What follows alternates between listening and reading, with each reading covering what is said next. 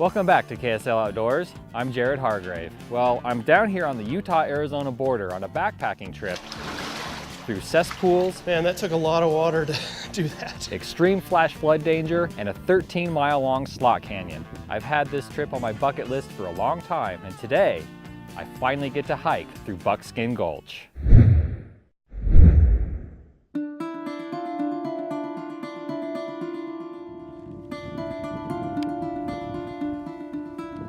We're getting ready to start the hike at Buckskin Gulch. We're starting at the Whitehouse trailhead. We'll be doing about 13 miles today. Spend the night in the canyon and then hike out tomorrow. Been wanting to do it for years. I've heard it's spectacular, and everything I heard was true. They say that it's the longest slot canyon in the world. I don't know if that's true or not, but it's basically 13 miles non-stop slot canyon.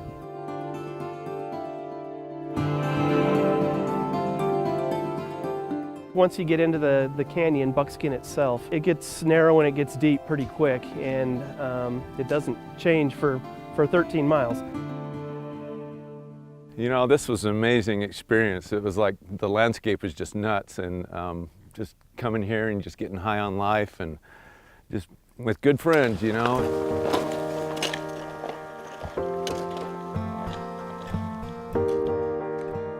It's the longest slot canyon I've been in my life, but it's not so technically dangerous that you're in any sort of impending danger. There's a couple technical sections, somewhat technical, where you have to do some down climbing, some scrambling over some rocks. You ready to go? And it's a lot of miles, a lot of tough miles for a dog. He did great though, I was really proud of him, but I would definitely recommend that anyone that goes in there with dogs to know what you're getting into and make sure your dog is very fit.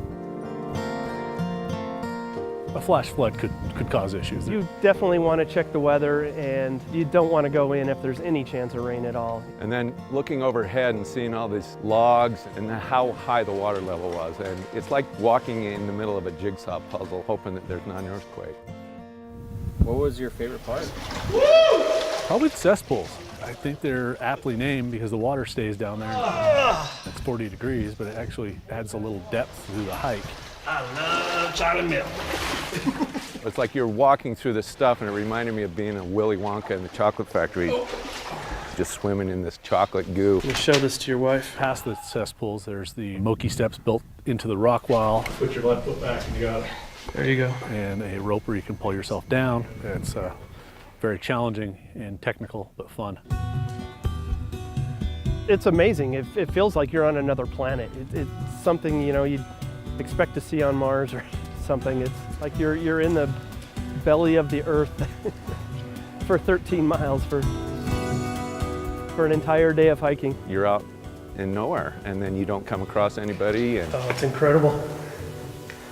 Absolutely spectacular. I just love this state, you know? It's like God took a break on the 7th day and he said, no, I haven't created Utah yet, so it's a good place. Man, it is so cool in here. If you come to do Buckskin Gulch, definitely bring your camera. It is just photo opportunity everywhere. To camp overnight in Buckskin and Paria Canyons, you're gonna need a permit. Go to BLM.gov and search for Buckskin Gulch permit. I highly recommend you do this hike of a lifetime.